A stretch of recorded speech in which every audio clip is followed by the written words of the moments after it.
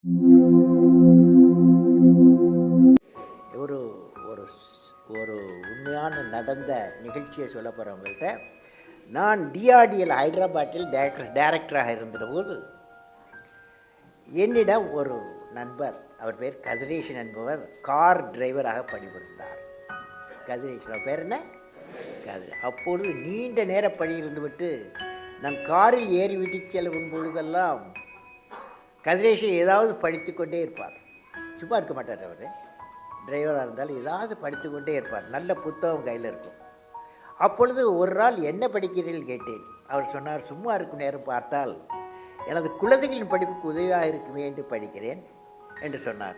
நீங்கள் எதுவரை படித்திருக்கிறீர்கள் என்று கேட்டேன். அவர் 10ஆம் வகுப்பு வரை படித்ததாக சொன்னார்.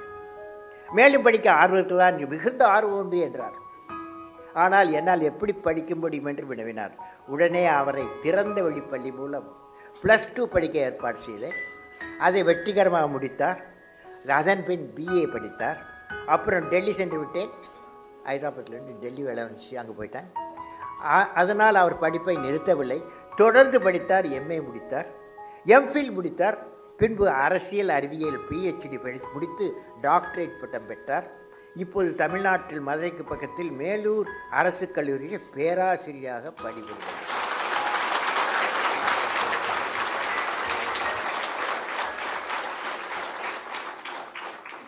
அந்த முத்து நாட்டில் இருக்கும் நீங்கள் எல்லோரும் பக்ரைனில் வந்து உடல் உழைப்பால் ஈடுபடும் நண்பர்களே, இதிலிருந்து நாம் அறிந்து கொள்வது என்றால், சொல்லுங்கள் பார்ப்போம், இது என்ன?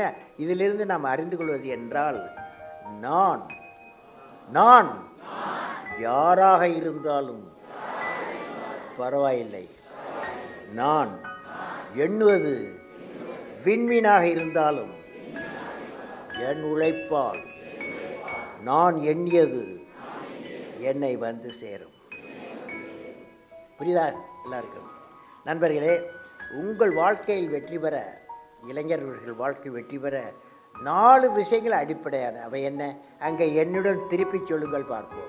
1, வாழ்க்கையில் மிகப்பெரிய லட்சியம் வேண்டும். சிறு லட்சியம் குற்றமாகும். சிறு லட்சியம்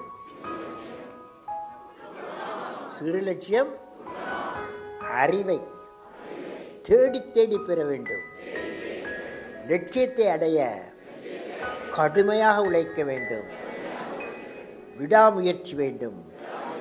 அதாவது தோல்வி மனப்பான்மைக்கு தோல்வி கொடுத்து வெற்றி பெற வேண்டும். இளைஞர்கள் தோல்வி மனப்பான்மையில் இருந்து, தவறான செய்திகள் இருந்து, ஊழல் சிந்தனையில் இருந்து, நம்பிக்கையின்மையிலிருந்து விடுபட்டு உங்கள் இலட்சியம் வெற்றி பெற நீங்கள் எல்லாம் கனவு காண வேண்டும். இந்த 4 குணங்களும் இருந்தால் உங்கள் கனவு நனவாகும். அப்படிப்பட்ட கனவை ஒவ்வொருவரும் மனதில் விதைக்க வேண்டும். எங்கே என்னோட சேர்த்து சொல்லுங்கள் பார்ப்போம். ரெடியா? டயர்டா? உறக்கத்திலே வருவதல்ல கனவு, என்னை உறங்க விடாமல் செய்வதுதான் கனவு. நண்பர்களே, ஒரு முறை இந்திய பாராளுமன்றத்தில் அவங்களோட பேசுகிற ரொம்ப கஷ்டம். அப்போது நான் ப்ரெசெண்டாக இருந்தேன். எப்படி பேசுகிறது ஒரு நாள் சொன்னால், நான் ஒரு கவிதை பண்ணுறேன், படிக்கிறவங்கள்ட்ட எல்லோரும் சேர்ந்து படிக்க ஆரம்பித்தாங்க. சில பேர், நான் ஒரு முறை இந்திய பாராளுமன்றத்தில் இயற்றியை பாடிய கவிதை வரிகள் எனக்கு வருகிறது. அந்த கவிதையின் தலைப்பு லட்சியம். கவிதையின் தலைப்பு லட்சியம். என்னிடம் எல்லோரும் திரும்ப சொல்லுகிறீர்களா? அது சொன்னால் லட்சியம் வந்துருக்கலாம். ஓகே. நான் ஏறிக்கொண்டே இருக்கிறேன். எங்கு இருக்கிறது லட்சிய சிகரம்? என் இறைவா. நான் தோண்டிக்கொண்டே இருக்கிறேன். எங்கு இருக்கிறது அறிவு புதையல்? என் இறைவா. நான் பெருங்கடலில், நீங்கள் சும்மா இருக்கீங்க சார், நான் பெருங்கடலில் நீந்திக் கொண்டே இருக்கிறேன். எங்கு இருக்கிறது அமைதித்தீவு? என் இறைவா.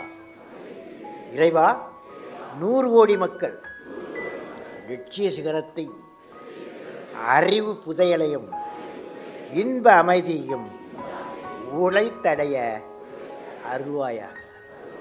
இந்த கவிதையின் கருத்து என்ன? இந்த கவிதையின் கருத்து என்ன? நண்பர்களே, நாம் வாழ்நாள் முழுவதும் படித்து கொண்டே இருக்கிறோம், பணி செய்து கொண்டே இருக்கிறோம். இவளை செய்யும்போது நமது வாழ்வில் ஒரு லட்சியம் வேண்டும். அதாவது நமது எண்ணம் உயர்வாக இருந்தால் அரும்பெரும் லட்சியங்கள், பெரும் லட்சியம் இருந்தால் அருமையான எண்ணங்கள் வரும். எண்ணங்கள் வந்தால் நம் பணிகள் எல்லாம் உயர்ந்ததாகும்.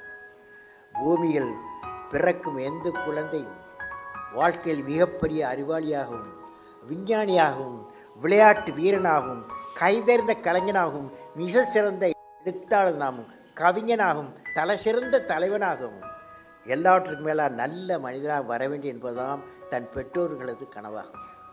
அந்த கனவு நனவாதற்கு அவளது பெற்றோர்களும் ஆசிரியர்களும் எந்த குழந்தைக்கு அறிவூட்டி ஆற்றல் ஊட்டி வளர்க்கக்கூடிய சூழல்தான் அந்த குழந்தைகளை நல்லவர்களாகவும் அதே சமயம் வல்லவர்களாகவும் மாற்றுகிறது. நல்லவர்களாகவும் வல்லவர்களாகவும் மாற்றும். ஸோ முடிவுரை கொஞ்சம் கேளுங்கோ. இத்தருணத்தில் காந்திஜி வாழ்வில் நடந்த ஒரு நிகழ்ச்சியை உங்களிடம் பகிர்ந்து கொள்ள விரும்புகிறேன். காந்திஜி தன் 9வது வயதில், காந்திஜி 9வது வயதில், மகாத்மா காந்தி என்பவர் 9வது வயதில் இருக்கும்போது அவரது தாயார் அவருக்கு அறிவுரை தந்தார். அந்த அறிவுரை என்ன?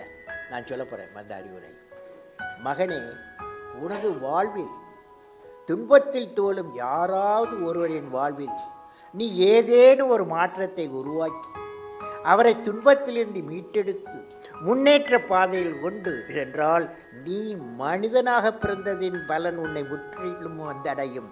கடவுள் எப்பொழுது உனக்கு அருள் செய்வார். இந்த அறிவுரை இந்த பூமியில் பிறந்த எல்லா மக்களும் கடைப்பிடிக்க வேண்டிய முக்கியமான அறிவுரையாகும். நீங்களும் கடைப்பிடிக்க வேண்டும், நானும் கடைப்பிடிக்க வேண்டும். வாழ்க்கையில் சில நிகழ்ச்சிகள் நடக்கும். நமக்கு பிடித்த நிகழ்ச்சி நடக்கும், சில சமயத்தில் நமக்கு பிடிக்காத நிகழ்ச்சிகள் நிகழும். அதனால் நம்ம தைரியத்தோடு அந்த நிகழ்ச்சியை நம் ஏற்று அது வெற்றியடைய வேண்டும். அதாவது இடும்பைக்கு இடும்பை படுப்பர், இடும்பைக்கு இடும்பை காணாது. அதாவது துன்பத்திற்கு துன்பம் கொடுக்க வேண்டும். அந்த கரை வேணும், அந்த சக்தி வேண்டும். உண்மை பேச வேண்டும், உழைக்க வேண்டும், துன்பத்தை கண்டு பயப்படக்கூடாது. துன்பத்திற்கு துன்பம் கொடுக்க வேண்டும். புரியுதா? இது பண்ணால் வெற்றி அடைய முடியும்.